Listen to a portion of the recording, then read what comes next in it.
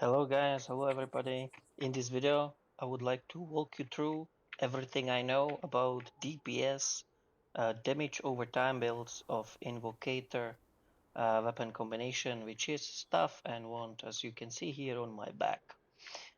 I'll start with Wand skills and the specializations the new masteries are offering us. Okay, so let me walk you through those skills. Not all of them, the damage ones from the beginning. I'll start with the Battle Spirit. Uh, general, in general, what it does, if you use an attack spells, and if you don't know, only certain spells are attack spells. You can see the skill type here is attack spell. Fire spells are not attack spells. You would like to start with them with this spell, but it's not gonna trigger the passives, so only the lighting spells are attack spells when it comes to stuff. And I don't know, maybe some of the fireball barrage as well. So only attack spells trigger the battle spirit. The general idea is in the bold text here.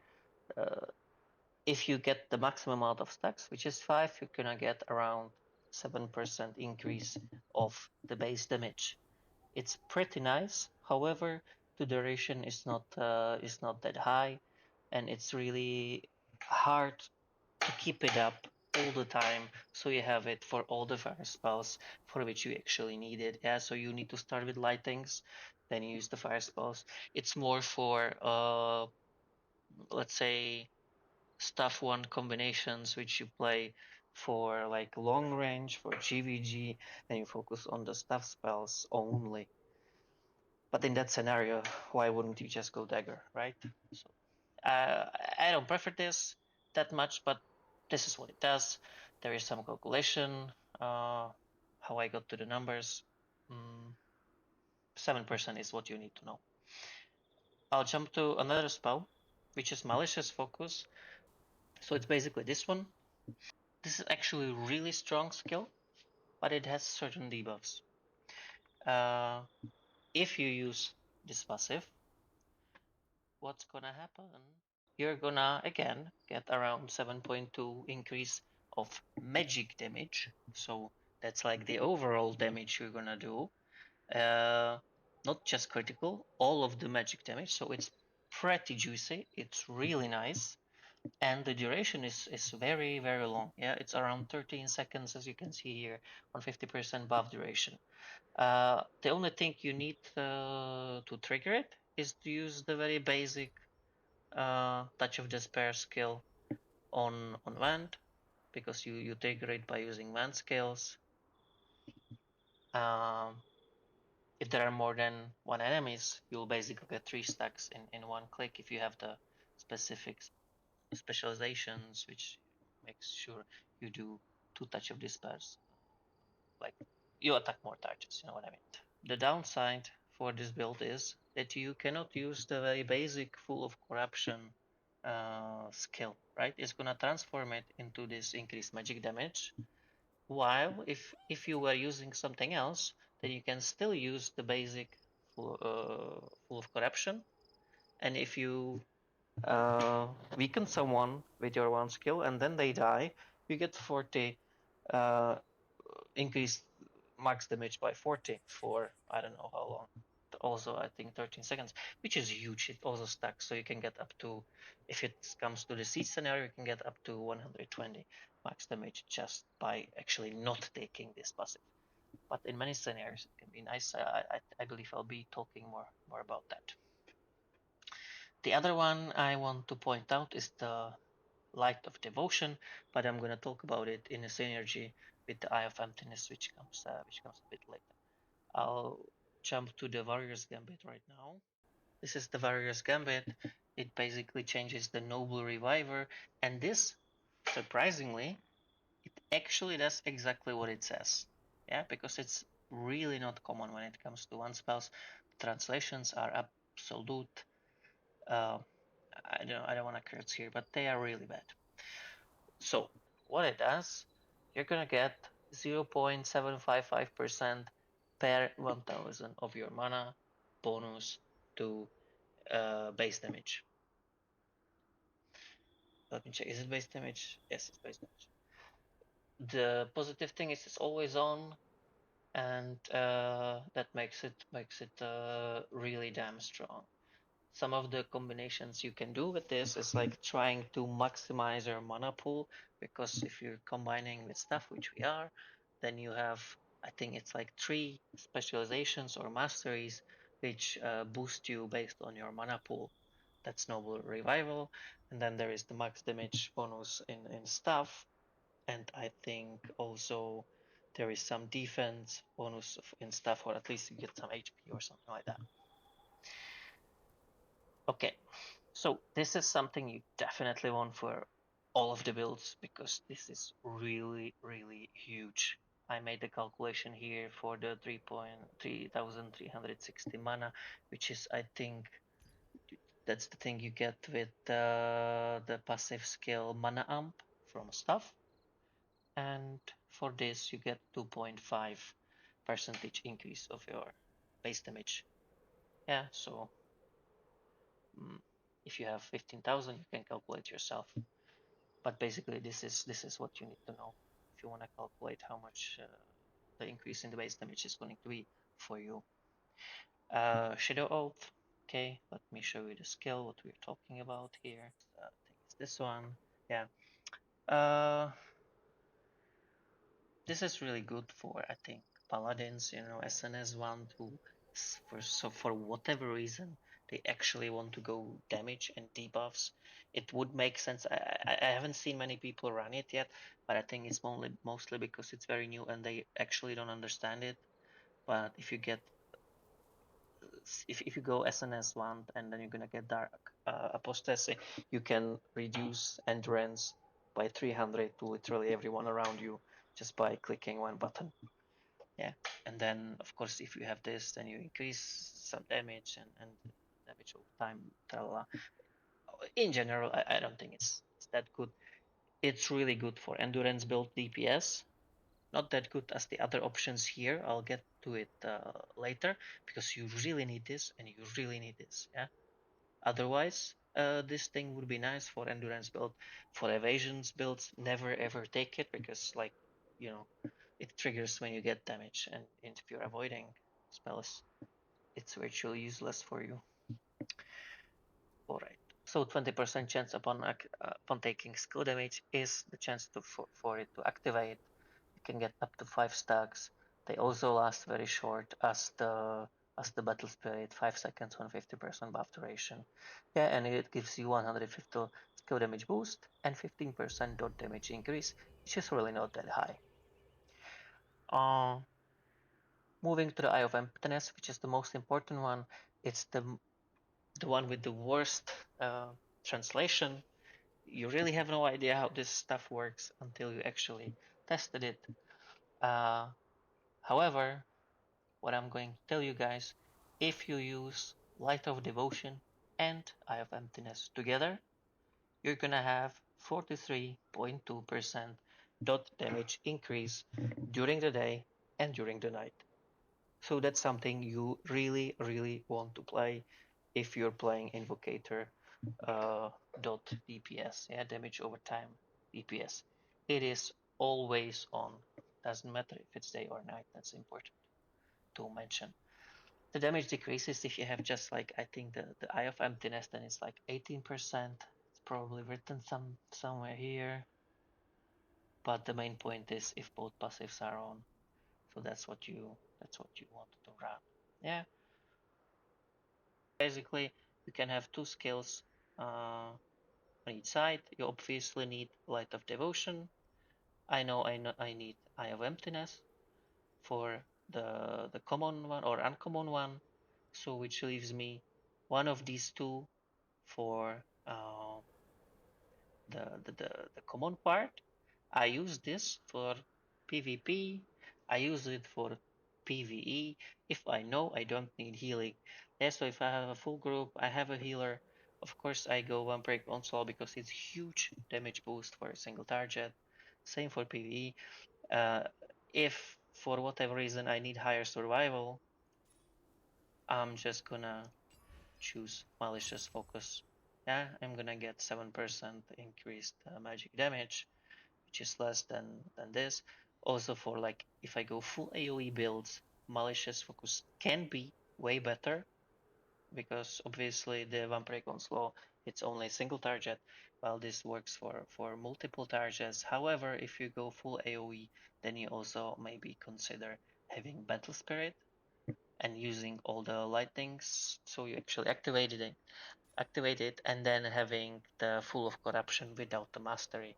Yeah, be it let's say GVG, not particular GVG, but maybe Siege Battle where you get like a lot of assets. So you're gonna have this triggered a lot. When it comes to the higher one, obviously you need Malicious Intent. It boosts your curse damage. You know, you don't really care for healing. Here are your stats, so that's something you really want most of the time. And obviously, Abyssal Burst is one of the best passives, and it's the only passive you actually care about when it comes to Wand. So that's about it. This is the stuff thingy. Uh, why I have this is like a damage boost, right? This is really useless for you in a PvE scenario if you're not doing AoE damage. This is important, even if you're not using the specialization and you don't change the skill to heat fusion, it gives you 1.5 seconds burning duration, which is huge because you're detonating the burning. That's the idea. It's the entire idea of this build. Uh, you need the attacks bonuses, hence you get this passive. It's good. It's not like you need it. This is huge for you for PvP mainly, and obviously power surge is something which helps you a lot. However, as I'll tell you later, my build is not really dependent on crit chance. Therefore, increasing your max damage, which is what you use when you crit, is not that important. Yeah.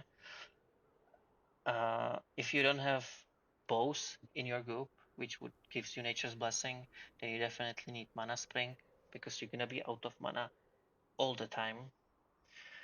Burning Ripple can be also nice, especially if you have Belandir. However, there is really huge downside with this. Actually, there are two.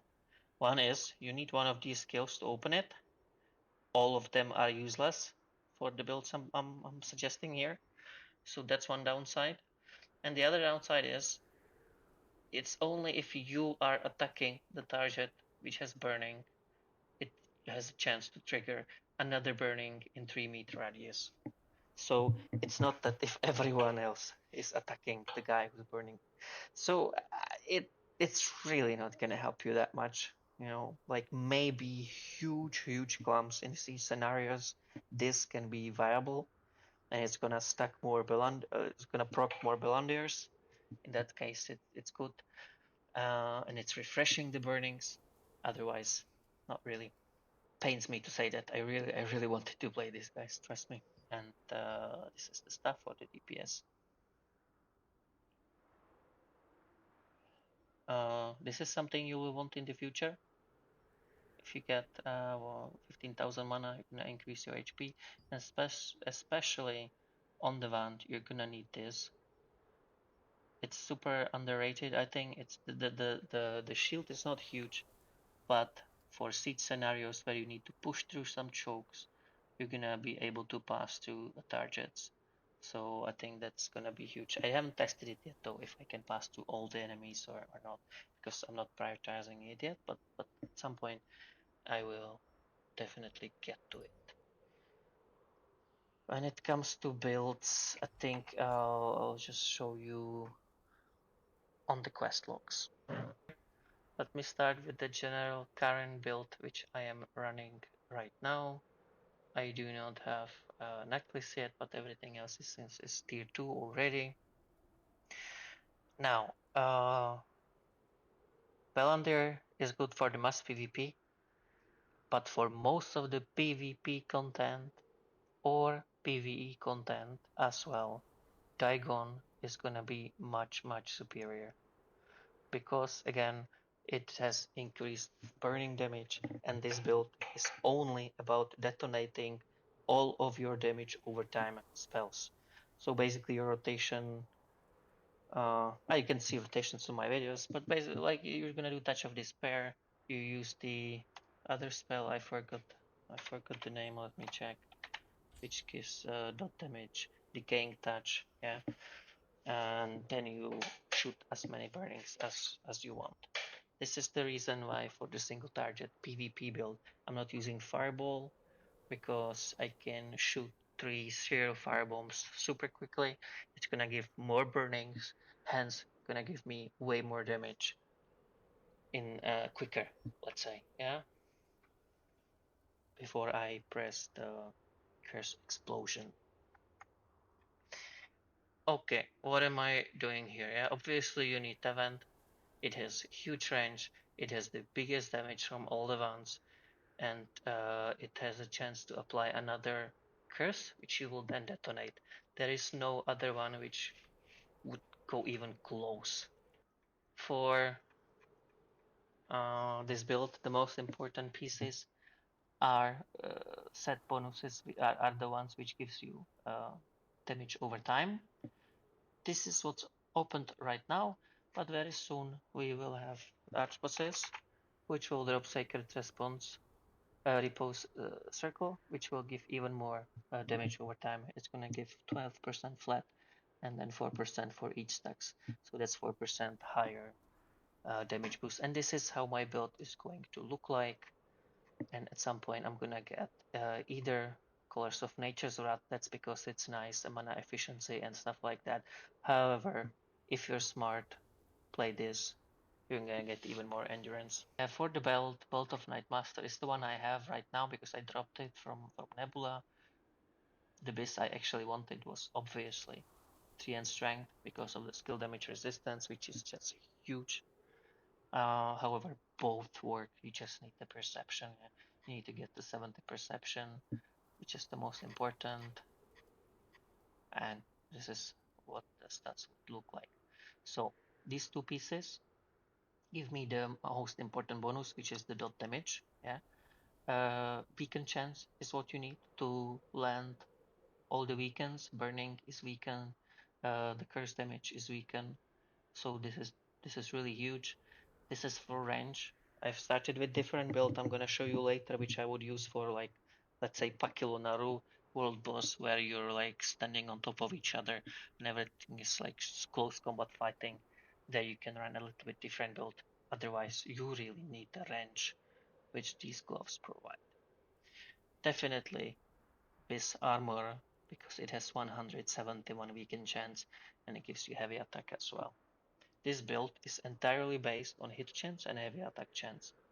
The crit I want around 1000 and I am running 2 vanguard pieces because I need perception, I need it for hit, I need it for weaken chance, and obviously there is the synergy which boosts my endurance.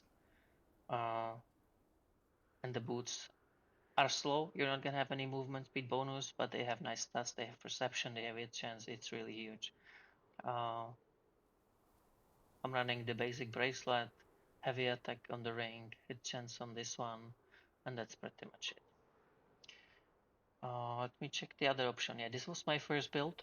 This is the one I would suggest to run on Pakilonaru, where you have like really much lower uh, range. But obviously, you have higher attack speed and hit chance from these Forgotten Pants, and hit chance from the gloves as well. This build also works with what's that called? Which gives endurance. Yeah. Noble. What's that? Noble Birthright Bruges. Small scale build is what I use for Nebula, Party versus Party. I'll be uploading some videos soon, but I also use it for GVG. Basically, you start with Touch of Despair, you continue with this one, then you need to boost all the burning, you have time for another Touch of Despair, and you blast it for huge damage. That's pretty much what you do. You obviously want all your buffs to be on, so basically I'm using this Valorous Berries for max damage, I'm using Enchanting Time, and then here depends on either cooldown, so you can do it faster, or if you start missing and you see the enemies increase their evasions, you might use the hit chance on the buff. Yeah. So this is the combination. If you don't apply all the burns, you can still use Inferno Wave, and then you blast it.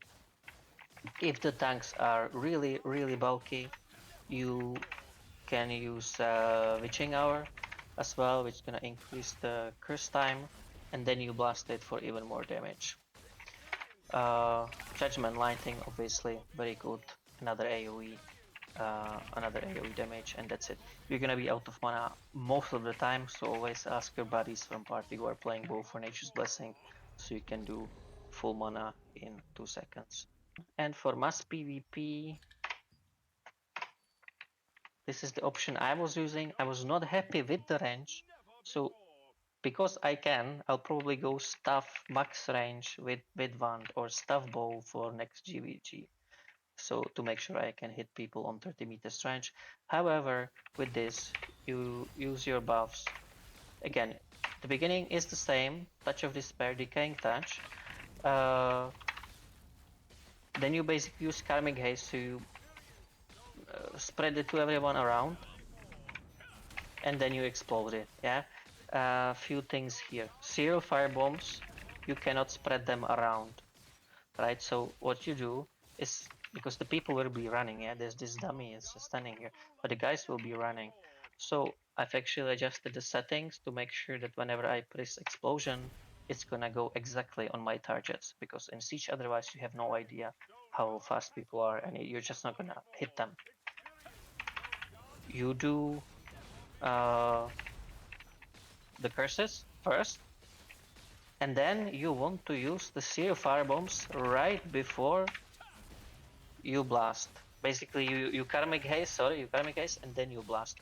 Because as people are running and you cannot use Karmic Haze for burning, you need to make sure that the person before you blast will be around multiple other targets who will also get the burning.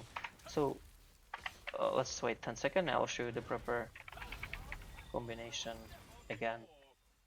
You buff yourself, use the curses, Zero Fire Bombs, spread it, blast it. And this way you can kill multiple people in one go. However, again, it's really hard to land. If you put sleep in it, it's much higher chance to land it. I choose to have different skills for this siege. I don't know if it's gonna be my last build or not. Uh, Especially on siege, the sleep can be cancelled easily most of the time. So it's really, really up to you how you wanna play it. And I think, guys, that's pretty much it from me now. If you have any other questions regarding the Invocator build, Stuff 1, DPS, just ask in comment. Have a nice day. Bye bye.